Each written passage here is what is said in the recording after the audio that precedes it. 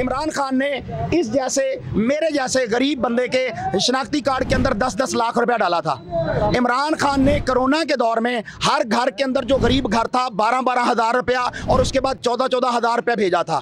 इमरान खान ने इस मुल्क के अंदर मेरे और आपके बच्चों को इस्लामी तालीम देने के लिए कुरान मजीद को बाकायदा एक मजमून के तौर पर, सब्जेक्ट के तौर पर उसमें एंटर किया था। उसने मोहम्मद रसूलुल्लाह सल्लल्लाहु अलैहि वसल्लम की हुर्मत की जंग लड़ी है अक़वाम मुत्तहिदा के अंदर खड़े होकर। तो भगोड़ा जो होता है उसका कोई एतबार नहीं होता, ये मर्दे मैदान है ही नहीं है।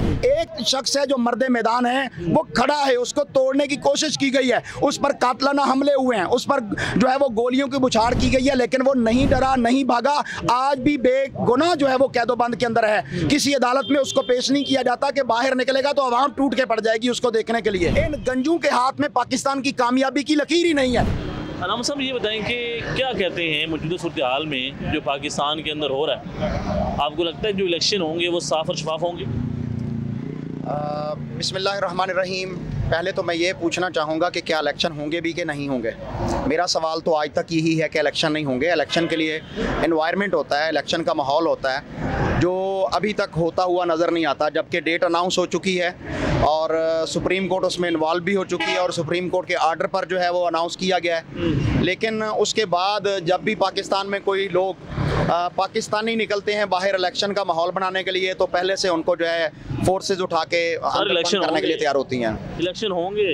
इलेक्शन नहीं हो चुके हैं, 8 फरवरी को भाई इलेक्शन नहीं होंगे। अगर इलेक्शन होने होते तो फिर इलेक्शन का माहौल होता।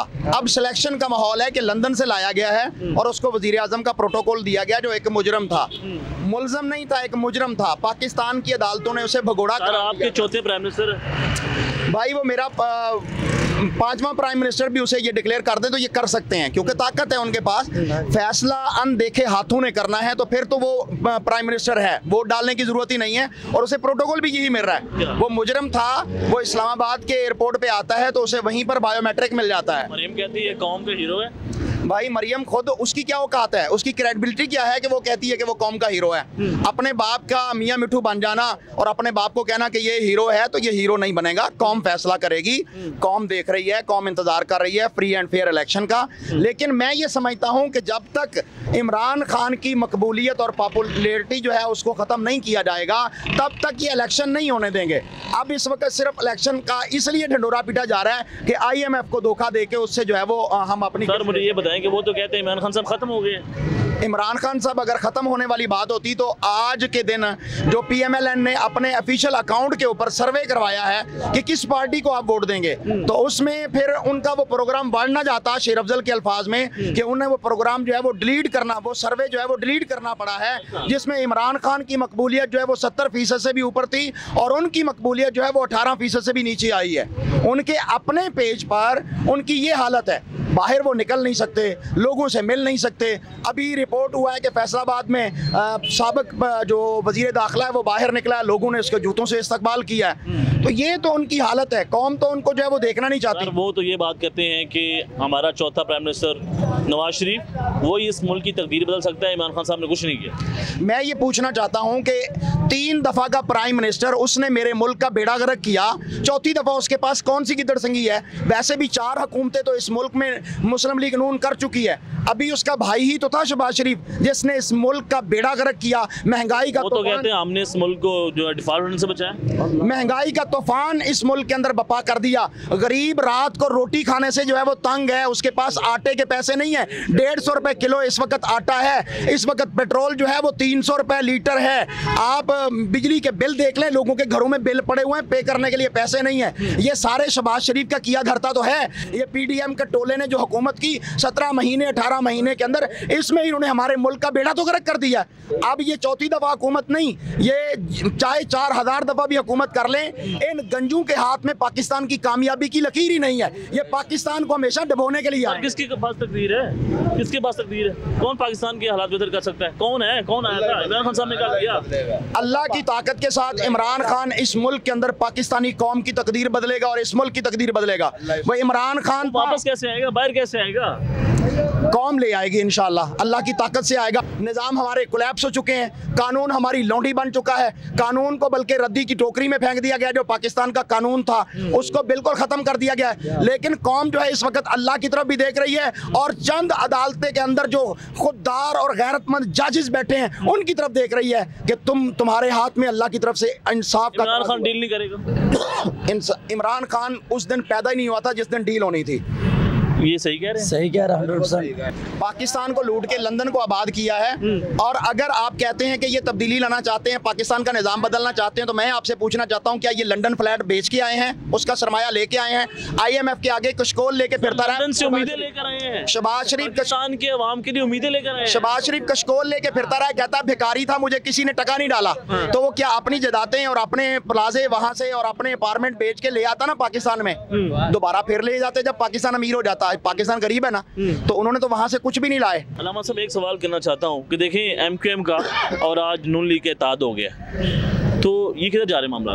मैं कहता हूँ कौम को इंसाफ तो गई। मैं कहता हूँ कौम को मुबारक हो कि वो खास लोगों के लोग थे, उन्होंने उठा के MQM को आज नून लीग की झोली में डाल दिया है। वो नून लीग जो है कभी भी उसकी पॉपुलैरिटी ना थी, ना है, ना होगी। वो हमेशा लोगों की बैसाखियों पर कंधों पर चढ़ के आते हैं। MQM वालों ने कल तक किया था, वो नून लीग के मुताल्लिक क्या कहते थे, उनके अगर वीडियो क्लिप उठा के देख लें तो आज जो है वो मैं कहूँगा कि इनको इस्तग़फ़ार करनी चाहिए नून लीग वालों को। वो कहते थे कि इन्होंने पाकिस्तान लूटा है, खुद MQM के जिम्मेदारान कहते थे, साथ में शहबाज तक तो कहते थे ना, ये बात करते थे कि इमरान खान साहब बेहतर थे, फिर इमरान खान साहब उनके लिए ख़राब हो गए, फिर आज नवाज साहब बेहतर हो गए। मैं मुस्तफ़ा कमाल साहब से पूछना चाहता हूँ कि कल तक MQM जो है वो आपके लिए गंदी थी, आज वो MQM ठीक है, तो MQM और नून लीग इनका आपस में कोई पैंदा ही नहीं है, इनका आपस में एक जगह पर टिकाव जो है वो हुआ है, तो खास किस्म की बॉन्ड और खास किस्म की एल्फी और मैजक लगाई गई है, जिसकी वजह से जी मैजक लगी है। जो मौजूदा सूरत हाल है पाकिस्तान की अवाम की, ये बेहतर कैसे होगी?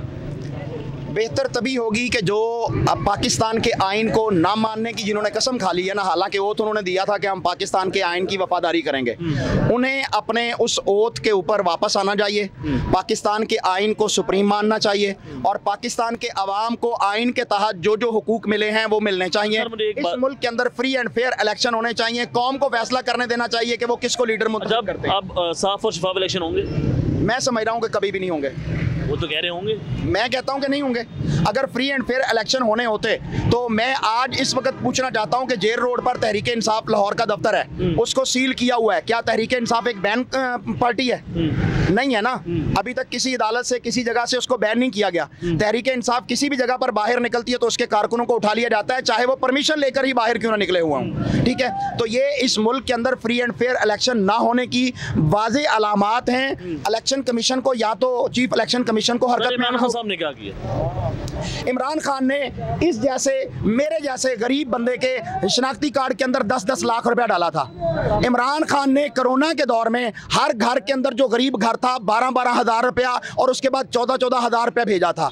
इमरान खान ने इस मुल्क के अंदर मेरे और आपके बच्चों को इस्लामी तालीम देने के लिए कुरान मजीद को बाकायदा एक मजमून के तौर पर, सब्जेक्ट के तौर पर उसमें एंटर किया था। यहाँ तक के बच्चों ने अभी जो 9th के पेपर दिए हैं बोर्ड के, उसमें तर्जमा कुरान का एक बाकायदा मजमून था।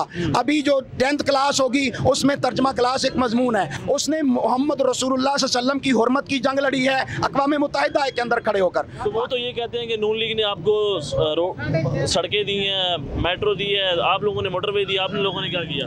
हम ये कहते हैं कि वो जो सड़कें और मोटरवे इन्होंने दिए थे, अभी आप मालिक साहब का प्रोग्राम उठा के देख लें, उसमें वो बता रहे हैं कि किस तरह इन्होंने मोटरवे के अंदर करप्शन किया। जो मोटरवे 1 बना, नवाज शरीफ साहब ने उसमें किस तरह किक बैक लेके लंदन फ्लाइट बनाए। इन्होंने जब भी कोई मंसूबा बनाया तो उसमें इन्होंने किक बैक्स रखी और उसमें इन्होंने जो है हमेशा करप्शन की दाग बिल डाली। अब जितनी भी मोटरवेज बनी हुई हैं वो आपकी गिरवी हैं, आपकी मोटरवेज इस वक्त गिरवी हैं। मोटरवे बनाई कर्जे लेकर, अच्छा वो काम करें तो वो गिरवी भाई ऑन द रिकॉर्ड है। आपका इस वक्त लाहौर का मेट्रो प्रोजेक्ट अगर वो चलता है तो तब भी कौम को सूद देना है, नहीं चलता है तो तब भी कौम को सूद देना है। जो आजकल बातें चल रही हैं मरीम नवाज साहिबा की, वो कह रही हैं कि हम लीड करेंगे और वो कौम की बेटी हैं, उनका ये कहना है कि हमारा पूरा ख़ानदान इस मुल्क की खिदमत करने के लिए आया और मियाँ साहब इसलिए आ गए। मियाँ साहब और इनके आले शरीफ से बड़ा इस मुल्क का गद्दार और बेवफा कोई नहीं है। जब भी इन पर ज़रा सा कोई क्वेश्चन होता है अकाउंटेबिलिटी का, ये मुल्क छोड़ के भाग जाते हैं। ये पहली दफ़ा नहीं भागे, ये बार बार मुल्क भागते हैं। तो भगोड़ा जो होता है उसका कोई एतबार नहीं होता। ये मर्दे मैदान है ही नहीं है। ये आले शरीफ हमेशा बिकाऊ रहे हैं, जो इनका मुंह लगा दे ये उसके साथ खड़े होते हैं। एक शख्स है जो मर्दे मैदान है, वो खड़ा है, उसको तोड़ने की कोशिश की गई है, उस पर कातलाना हमले हुए हैं, उस पर जो है वो गोलियों की बुछाड़ की गई है, लेकिन वो नहीं डरा, नहीं भागा। आज भी बेगुनाह जो है वो कैदोबंद के अंदर है। किसी अदालत में उसको पेश नहीं किया जाता कि बाहर निकलेगा तो आवाम टूट के पड़ जाएगी उसको देखने के लिए।